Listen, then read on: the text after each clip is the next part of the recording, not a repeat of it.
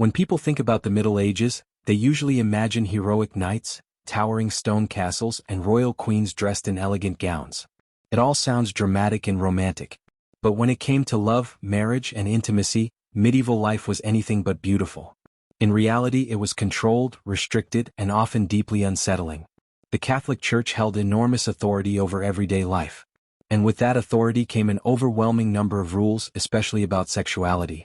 Some of these rules were so extreme and strange that they still shock historians today. From rigid calendars that dictated when couples were allowed to touch each other, to the belief that pleasure itself was a moral failure, medieval people lived under a system that reached far beyond faith and into the most private parts of their lives. Today we're uncovering 5 of the most disturbing and bizarre beliefs about sexuality in the Middle Ages. And once you hear them, you'll probably feel very grateful to be living in the modern world.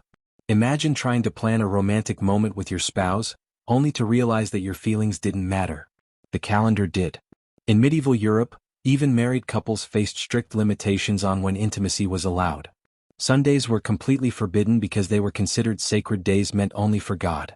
Thursdays and Fridays were also off limits, as they were seen as preparation days for communion.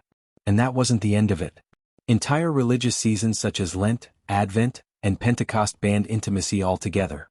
When all these restrictions were combined, couples were prohibited from being together for nearly half of the year. For newly married couples, this often meant discovering that their wedding night didn't grant them freedom, but instead placed them under a strict religious timetable. What made this even darker was the fear attached to breaking these rules. Disobedience wasn't just considered sinful, it was believed to endanger the soul itself. One wrong night, on the wrong day, could supposedly lead to eternal punishment. Love, in this system, was something to be managed, not celebrated. This next belief sounds unbelievable today, but it perfectly reveals how distorted medieval logic could become under religious authority. Bestiality was, of course, condemned as a serious and unnatural sin. But shockingly, the punishment depended on whether the man involved was married or not. Church penitential books, manuals used by priests to assign punishments, often prescribed around 40 days of fasting and prayer if the offender was unmarried. Harsh, yes, but relatively light considering the crime. However, if the same act was committed by a married man, the punishment could stretch to 10 full years of penance. That meant long-term fasting, social isolation, strict behavioral limits, and repeated confessions. The reasoning behind this double standard is revealing. Married men were seen as more guilty because they already had a legitimate outlet for desire through their wives. Choosing sin despite that option made their actions more offensive in the eyes of the church. Single men, on the other hand, were viewed as having fewer restraints, so their punishment was lighter. Marriage, in this worldview, wasn't about love or partnership.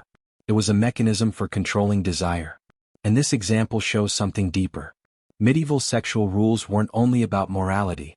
They were about obedience and power. Another unsettling belief was the absolute ban on intimacy with pregnant women. In modern times, pregnancy is often seen as a period of emotional closeness. But in the Middle Ages, it was treated as a barrier that separated husbands and wives. The church taught that intimacy existed solely for reproduction. If a woman was already pregnant, then any physical closeness was considered pointless and sinful. Beyond that, religious leaders spread frightening ideas, claiming that intimacy during pregnancy could cause miscarriages, birth defects, or even allow evil influences to affect the unborn child. With limited medical knowledge, fear ruled over facts. As a result, husbands were forbidden from touching their wives during one of the most vulnerable stages of life. Instead of offering comfort and affection, couples were forced into emotional and physical distance. Pregnant women were often treated as fragile and untouchable, left isolated at a time when support mattered most. Today, science tells us that intimacy during pregnancy is usually safe and emotionally beneficial. But in medieval society, superstition and control replaced compassion. When we think of Catholic priests today, celibacy feels like a given. But for the first 1,000 years of Christianity, that wasn't the case at all. Priests were allowed to marry, have families, and live like ordinary members of society. That changed dramatically in the 12th century. During the First and Second Lateran Councils in 1123 and 1139, the Church officially banned priestly marriage. This sudden shift overturned centuries of tradition. While spiritual discipline was the official explanation, historians believe there was another powerful motive: property and wealth. If priests had wives and children, church land and resources could be passed down through families. By enforcing celibacy, The church ensured that property, loyalty, and power remained firmly under its control. This rule was reinforced again in later councils and eventually became a defining feature of Catholic identity.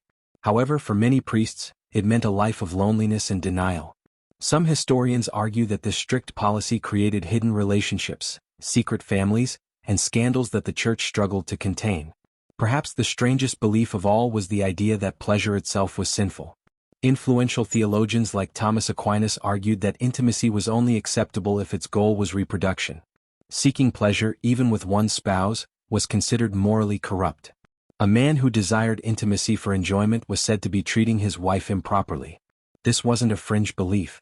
Church leaders like St. Jerome went even further, claiming that a man who loved his wife too passionately was no better than an adulterer. Passion was seen as dangerous. Desire was viewed as a weakness. Even love within marriage was treated with suspicion. As a result, marriage became cold and transactional.